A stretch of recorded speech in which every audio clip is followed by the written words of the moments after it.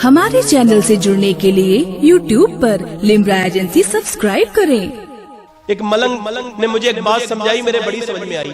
कहने लगे साहब आपकी कुरान और हदीस अपनी जगह, मगर मुझे तो मेरे पोते ने समझाया पर्दे का मतलब। मैंने कहा कैसे? कहने लगे मेरे पोते को ना एक दिन उसके बाप ने टॉफी ला के दी, टॉफी होती है टॉफी ला के दी, उस पर रैपर नहीं था, गिलाफ नहीं था, तो मेरे पोते ने ना वो फेंक दी। कहने लगा मैं नहीं खाऊंगा।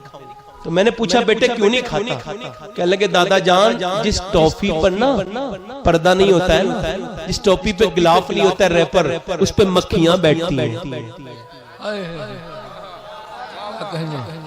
और जिस पे मक्खियां बैठती हैं वो मैं टॉफी खाता नहीं।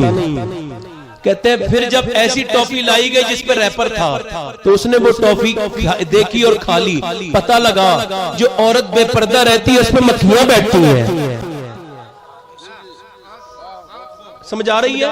मेरी बहनें याद रखें, उनकी बेपर्दगी उन्हें जहन्नम में लेके जाएगी। यकीन जाने ये दुनिया 4 दिन की है। जितनी हसीनाएं दुनिया में थी, आज उनकी उम्रें गुजर गई तो आईना देख के चीख जाती हैं अपने चेहरे की झुर्रियों पे जब नजर पड़ती है। कितनी औरतों के जिस्म फट गए, गल गए, सड़ गए, कितनी औरतों को मौत ने आ लिया, कितने जवानों की जवानी को मौत ने टच कर लिया, कितने गुरूर पीटों को इस गांव से निकाल के इजराइल ने ऐसा निकाला कि आज वो कब्र के अंदर गल और सड़ गए। कितने लोगों ने तौबा नहीं की तो जहन्नम में जाते। याद रखें जब तक माँ अपने बेटे को कुरान नहीं सुनाएगी बेटा नेक नहीं बनेगा। मेरी बहनों अब तो पलट के आ जाओ, अब तो ये उम्मत बिल्कुल बर्बाद होने के करीब आ गई। अब तो खुदा के लिए उसे गाने न सुनाओ। तुमने गाने सुना के तुम्हारा लड़का अफजानी है, कोई बदकार है, कोई बादा खिलाफ है, कोई बदतमीज है, कोई बद अखलाक है। आज तुमने सिखाया होता तो ये उम्मत बदल गई होती। मेरी बहनें 4-5 जरूर ऐसी होंगी जो आज मेरी बातों को सुन के अपने दिल में इरादा करेंगी कि बदलेंगी, क्योंकि माँ जब बदलती है तो फिर घर में बली पैदा होते हैं। मैं एक माँ का वाकया मैं सुनाता हूँ, आपको याद कराता हूँ, सुना तो होगा आपने, रिमाइंड कराता हूँ, याद दिलाता हूँ। एक माँ अपने बच्चे से कह रही है बेटे ऐसा कर नमाज पढ़ा कर। बेटा पूछ रहा क्या मिलेगा?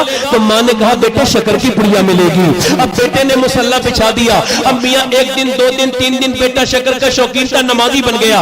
मगर एक दिन क्या हुआ कि मियाँ बेटा अपने दोस्तों के साथ जाने लगा। कहने लगा अम्मी क्या जंगल में भी मिल जाएगा? क्या जंगल में भी मिल सकता है? माँ बोली बिल्कुल मिल सकता है। क्या जन्नत में भी अल्लाह शक्कर देगा अगर नमाज पढ़ेंगे? कहा कि मेरे सब दोस्तों को देगा। कहा अल्लाह कादिर मुतलक है, अता करेगा।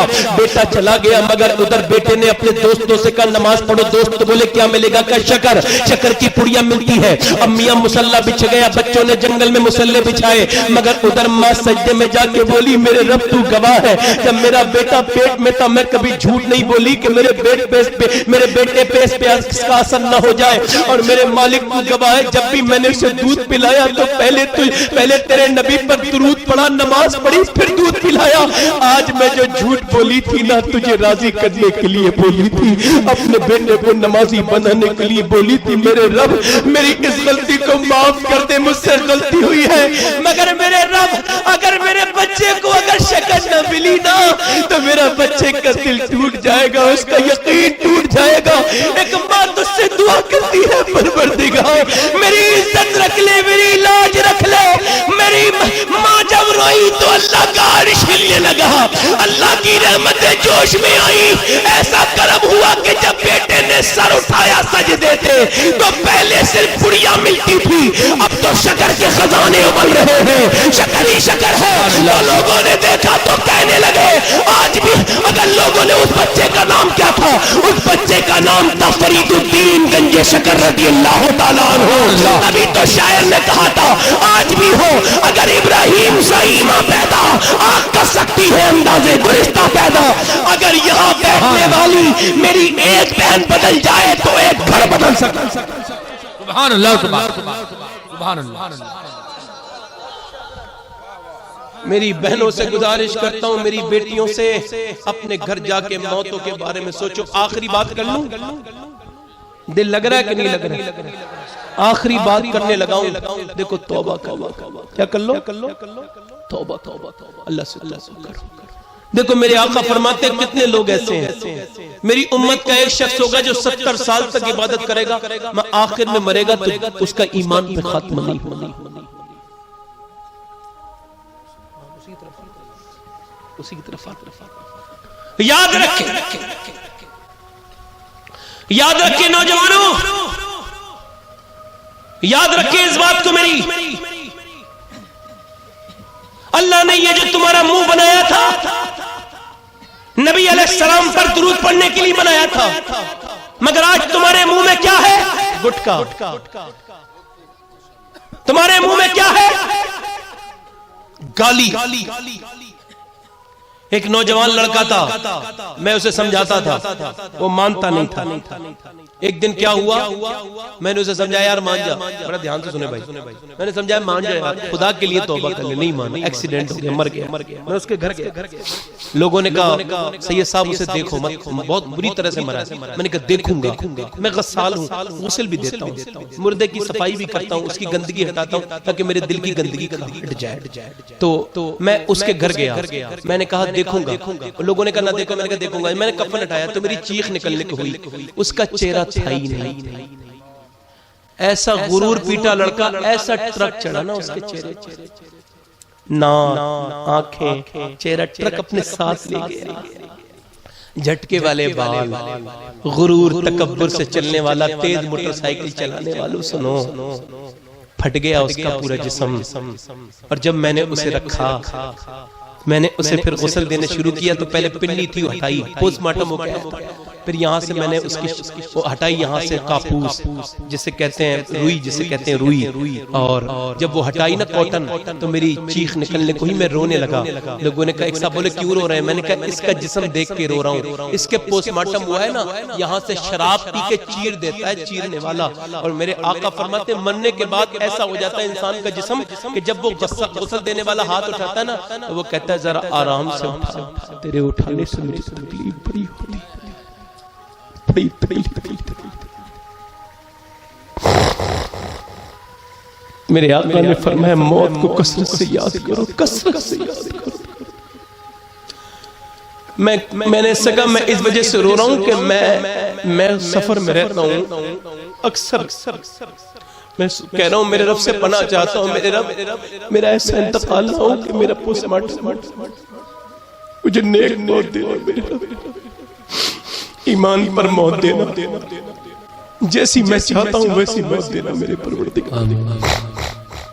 پھر اس کا جنازہ میں نے سوارا، سجایا۔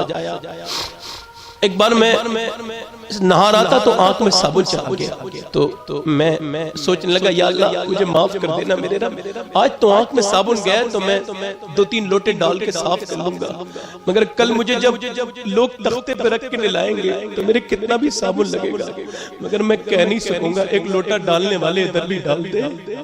کیسے کیسے مغرور لوگوں نے کپڑے کاٹے بھی نہیں گئے، وہ غرور کی باتیں کرتے تھے، وہ جھگڑے کرتے تھے، بے نمازی لوگ، ان کے جسموں کو لوگوں نے اٹھا کے رکھا، ان کے کپڑے، ان کا جسم ایسے بے مردہ پڑا، ان کی ناکوں میں روئی ٹھوس کے نکال کے پھینک دیا گھر سے باہر۔ اور وہ میں جب اس کے بعد جنازہ جا رہا تھا جس کی ماں رو رہی تھی، بہنیں، میں نے کہا روتی کیا، روک لو، مگر وہ بھی رو کے تھک چکی تھی، انسان تھی۔ آخر جنازے کو اٹھایا گیا۔ اللہ اکبر، کب تک گھروں میں گھستے رہو گے؟ گھر کرنے والوں۔ میں 1 مہینے کے بعد گھر میں آ رہا تھا تو میں رمضان میں جا رہا تھا گھر، اپنے پروگرام سب مکمل کر کے، تو میں نے کہا یار گھر رہوں گا۔ پھر ٹرین میں بیٹھے رونے لگا، میں نے کہا یا اللہ میں کب تک گھر کرتا رہوں گا، حالانکہ میرا مقام تو ایک چھوٹی سی قبر ہے، ایک اندھیری قبر میرا مقام ہے، مگر میں کیسے غرور اور تکبر سے باتیں کرتا ہوں، میں رب کو بھول گیا،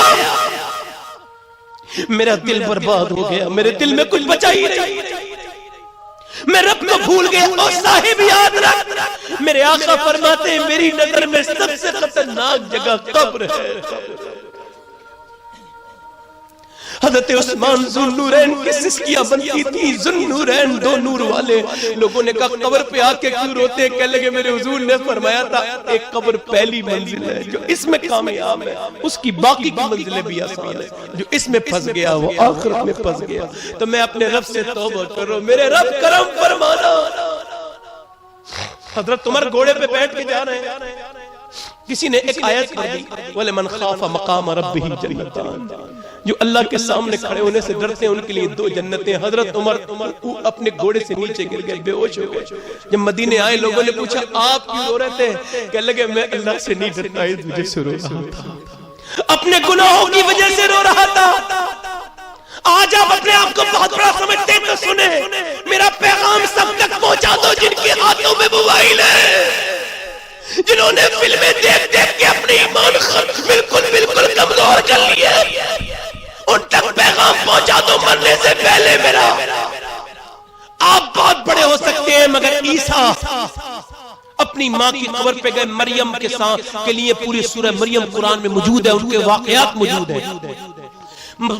عیسیٰ گئے اپنی ماں مریم کے قبر پہ، کہنے لگے ماں میں اب مردے جلا لیتا ہوں، تجھے دیکھنے کا جی کر رہا ہے۔ بیٹا مچل کے بولا ماں قبر سے زندہ کر دوں، اندر سے آواز ہے بیٹے نہ، مجھے 2 بار زندہ نہ کرنا۔ کہا کیوں؟ کہا میں ایک بار جب روح نکلی تھی اتنی تکلیف ہوئی تھی کہ اس کا احساس ابھی تک ہو رہا ہے میرے بیٹے عیسیٰ۔ موسیٰ کہہ رہے اللہ کی بارگاہ میں موسیٰ کی روح پہنچی، اللہ نے کہا کتنی تکلیف ہوئی تجھے؟ کلیم اللہ کے پیروں کی تھوبن کے برابر نہیں ہوں میں۔ کتنی تکلیف ہوئی؟ موسیٰ کہنے لگے مولا جتنا زندہ بکرے کی قصاب نے کھال اتار لی ہو۔ اللہ نے فرمایا ہم نے تیرے لیے آسان کر دیا۔ بولو اگر حضور کا جلوہ نہ ہوا روح نکلتے وقت تو کیا کرو گے؟ بولو تمہارے ٹھیلے، تمہارے کاروبار، تمہاری بیوی، تمہارے بچے تمہارے نہیں ہیں، میرا رب وہ تمہارا۔ وہ کہتا ہے میں قدردان ہوں۔ آج 4 لوگ اٹھا کے لے جا رہے ہیں، یاد رکھ نوجوان، آج تجھے شراب آسان لگتی ہے، پی لے جتنے کی پی ہو۔ اپنے گھر والوں کی تو نے زندگی جہنم بنا دی شراب پی کے۔ تو نے اپنے بچوں پہ ظلم کیا، یہ شراب میرے آقا فرماتے شرابی جہنم میں جائے گا، اس کی دعا قبول نہیں ہوتی۔ فرماتے شرابی جہنم کی گہرائیوں میں جائے گا، جا کے کہے گا لتش پیاس پیاس پیاس، تو بہت دنوں کے بعد کہا جائے گا کیا کہتا ہے کہ پیاس، تو اسے جہنم کے سانپوں کی پیپ دی جائے گی، اور جب وہ اس کے منہ میں رکھی جائے گی نا، قریب اس کے قریب جائے گی تو وہ اتنی کھولتی ہوگی کہ اس کے منہ کا تمام کھال اس کے گر جائے گی اندر کو اسی میں، مگر وہ پیاسا اتنا ہوگا کہ اسے ہی پی لے گا، پیے گا تو پورا جسم پھٹ جائے گا، کھال اترے گا۔ جہنم کا ذکر ہی نہیں ہوتا ہمارے جلسوں میں، کیا میرے رب نے جہنم نہیں بنائی؟ میرے آقا فرماتے 1000 سال کے بعد ایک آدمی کو جہنم سے نکال کے جنت میں ڈالا جائے گا، اس کا وظیفہ یہ ہوگا جہنم میں یا حنانو یا منان، یا حنانو یا منان۔ حضرت مولا علی کے خلیفہ سیدنا حسن بصری فرماتے کاش وہ میں ہوتا، وہ میں ہوتا۔ کہا کیوں؟ کہا وہ ایک سال کے بعد نکال تو دیا جائے گا، 1000 سال کے بعد میرا تو کچھ پتہ نہیں کہ میں جہنم میں ہی رہوں اپنے گناہوں کے سبب، جہنم میں ہی رہوں۔